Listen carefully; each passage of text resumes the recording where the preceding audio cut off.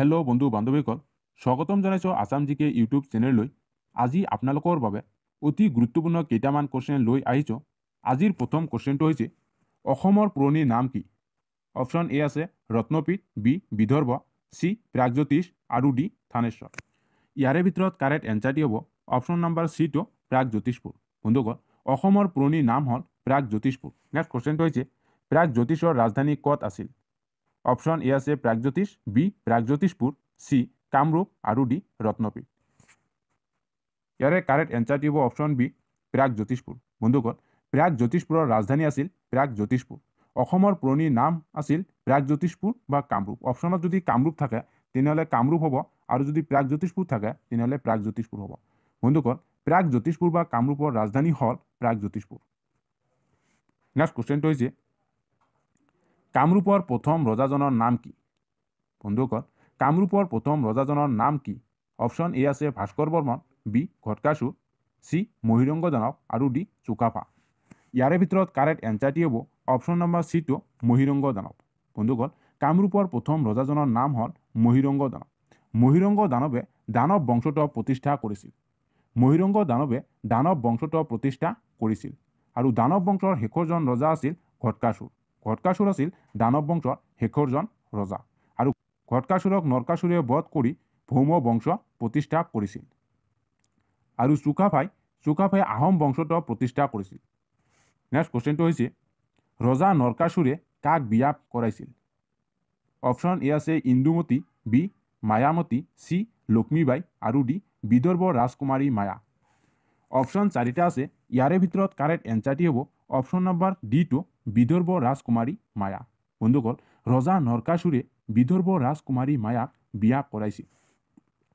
Next কুৱেশ্যনটো হৈছে ৰজা নৰকাসুৰে প্ৰতিষ্ঠা কৰা বংশটোৰ নাম কি? অপশ্যন এ দানৱ বংশ, অপশ্যন বি বৰ্মন বংশ, অপশ্যন চি পাল বংশ আৰু ডি ভৌম বংশ। ইয়াৰে কাৰেক্ট এনচাৰটি হ'ব অপশ্যন ডি ভৌম বংশ। নৰকাসুৰে ভৌম বংশ প্ৰতিষ্ঠা কৰিছিল।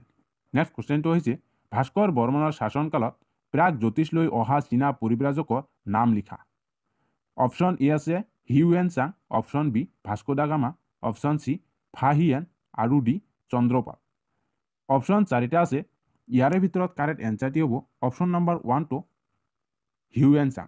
বন্ধুসকল, ভাস্কৰ বৰ্মনৰ শাসনকালত প্ৰাগজ্যোতিষলৈ অহা চীনা পৰিব্ৰাজকজনৰ নাম হ'ল হিউয়েন চাং। ভাস্কৰ বৰ্মনে যেতিয়া প্ৰাগজ্যোতিষপুৰত ৰাজত্ব কৰি আছিল সেই সময়ত হিউয়েন চাঙে চীনৰ পৰা আহিছিল। আৰু হিউয়েন চাঙে ভাস্কৰ বৰ্মনৰ পৰা উপহাৰ হিচাপে টুপি এটা লাভ কৰিছিল। নেক্সট কুৱেশ্যনটো হৈছে ভাস্কৰ বৰ্মনৰ ৰাজত্বকালত নালন্দা বিশ্ববিদ্যালয়ৰ অধ্যক্ষ কোন আছিল? অপশ্যন চাৰিটা আছে। অপশ্যন এ আছে Bhaskar Varman, option B Kanishka, option C Shilabhadra আৰু ডি হিউয়েন চাং। ইয়াৰে ভিতৰত অপশ্যন চিটো হ'ব কাৰেক্ট এনচাৰ শিলভদ্ৰ। বন্ধুসকল, ভাস্কৰ বৰ্মনৰ ৰাজত্বকালত নালন্দা বিশ্ববিদ্যালয়ৰ অধ্যক্ষ আছিল শিলভদ্ৰ। নেক্সট কুৱেশ্যনটো হৈছে অসমৰ জনসংখ্যা সৰ্বাধিক থকা জিলা কোনখন? Option A Morigaon, option B Dhubri, option C Nagaon আৰু ডি কামৰূপ। ইয়াৰে ভিতৰত কাৰেক্ট এনচাৰটি হ'ব অপশ্যন চি নগাঁও। বন্ধুসকল, অসমৰ জনসংখ্যা সৰ্বাধিক থকা জিলাখনৰ নাম হ'ল নগাঁও। নগাঁও জিলাত অসমৰ জনসংখ্যা সৰ্বাধিক। নেক্সট কুৱেশ্যনটো হৈছে জনসংখ্যা সৰ্বনিম্ন থকা জিলা কোনখন? Option A Nalbari, option B Dima Hasao, option C Barpeta আৰু ডি কামৰূপ। ইয়াৰে ভিতৰত কাৰেক্ট এনচাৰটি হ'ব অপশ্যন বি ডিমা হাছাও। বন্ধুসকল, জনসংখ্যা সৰ্বনিম্ন থকা জিলাখনৰ নাম হ'ল ডিমা হাছাও আৰু জনসংখ্যা সৰ্বাধিক থকা জিলাখনৰ নাম হ'ল নগাঁও।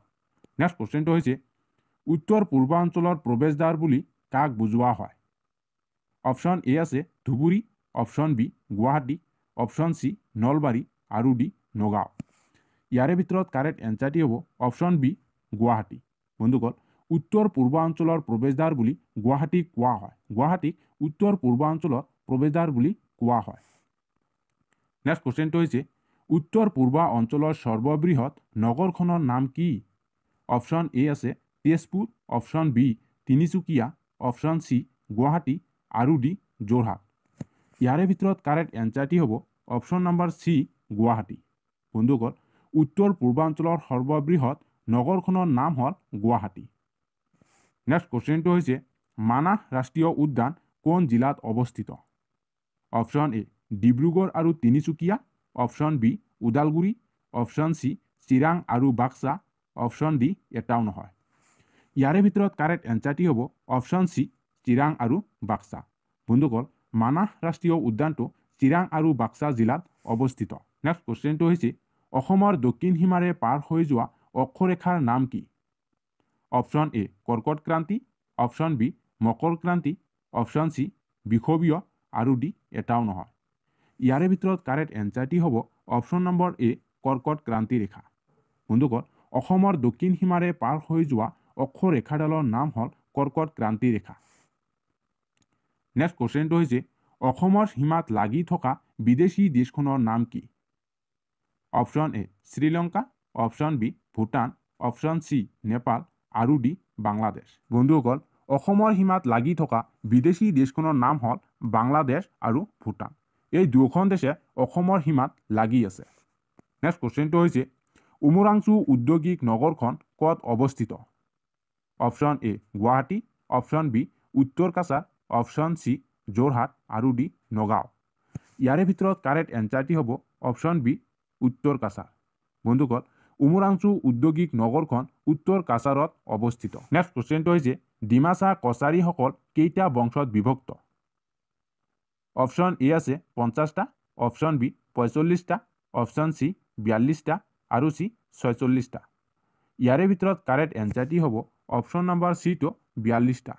বন্ধুসকল ডিমাচা কছাৰীসকল 42টা বংশত বিভক্ত। নেক্সট কুৱেশ্যনটো হৈছে ডিমাচাসকলৰ পৰম দেৱতা কোন? Option A Shiva, option B Durga, option C Lakshmi আৰু D Maasai.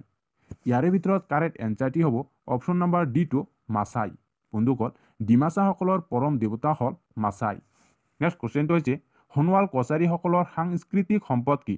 Option A Bihu গীত, অপশ্যন বি নিচুকনি গীত, অপশ্যন চি হাইদাং গীত আৰু ডি এটাও নহয়। ইয়াৰে ভিতৰত কাৰেক্ট এনচাৰটি হ'ব অপশ্যন নম্বৰ চিটো হাইদাং গীত। বন্ধুসকল সোণোৱাল কছাৰীসকলৰ সাংস্কৃতিক সম্পদ হ'ল হাইদাং গীত। হাইদাং গীত হ'ল সোণোৱাল কছাৰীসকলৰ সাংস্কৃতিক সম্পদ। নেক্সট কুৱেশ্যনটো হৈছে কাৰ্বিসকলৰ পৰম আৰাধ্য দেৱতা কোন? Option A Durga, option B Vishnu, option C Arnam Kethe আৰু ডি এটাও নহয়। ইয়াৰে ভিতৰত কাৰেক্ট এনচাৰটি হ'ব অপশ্যন নম্বৰ চিটো আৰনাম কাথে। বন্ধুসকল কাৰ্বিসকলৰ পৰম আৰাধ্য দেৱতা হ'ল আৰনাম কাথে। নেক্সট কুৱেশ্যনটো হৈছে তিৱাসকলৰ আন এটা নাম কি? Option A Lalung, option B Terang, option C Kirat আৰু ডি এটাও নহয়। ইয়াৰে ভিতৰত কাৰেক্ট এনচাৰটি হ'ব অপশ্যন নম্বৰ এটো লালুং।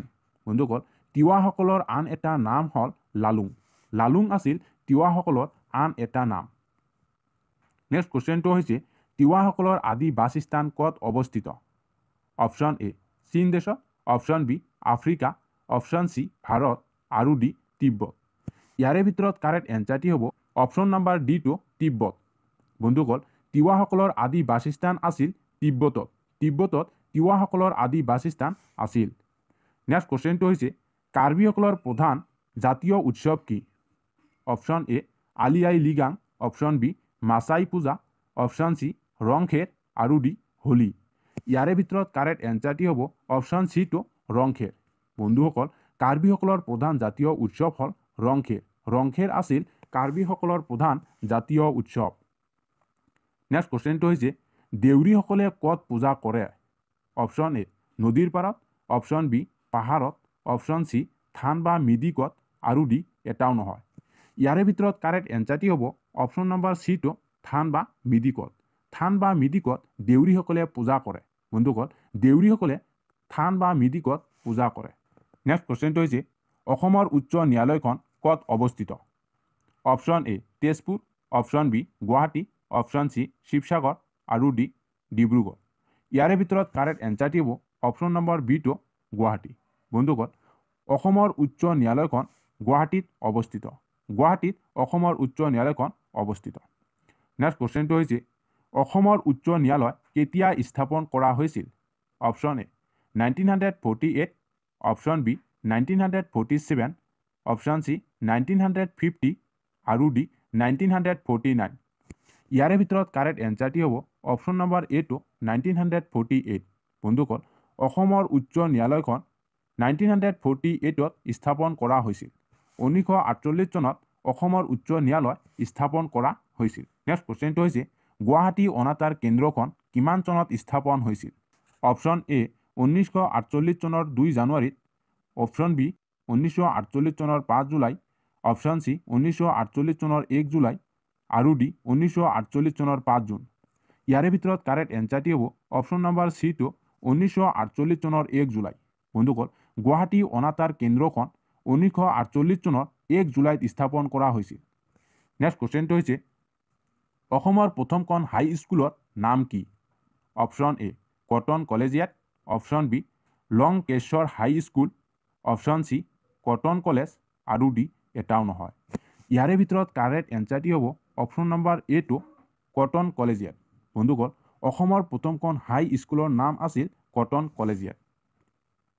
নেক্সট কুৱেশ্যনটো হৈছে শৰাইঘাট দলংখন কোনে মুকলি কৰিছিল? Option A Tarun Gogoi, option B Indira Gandhi, option C Rajiv Gandhi আৰু ডি জৱাহৰলাল নেহৰু। ইয়াৰে ভিতৰত কাৰেক্ট এনচাৰটি হ'ব অপশ্যন নম্বৰ ডিটো জৱাহৰলাল নেহৰু।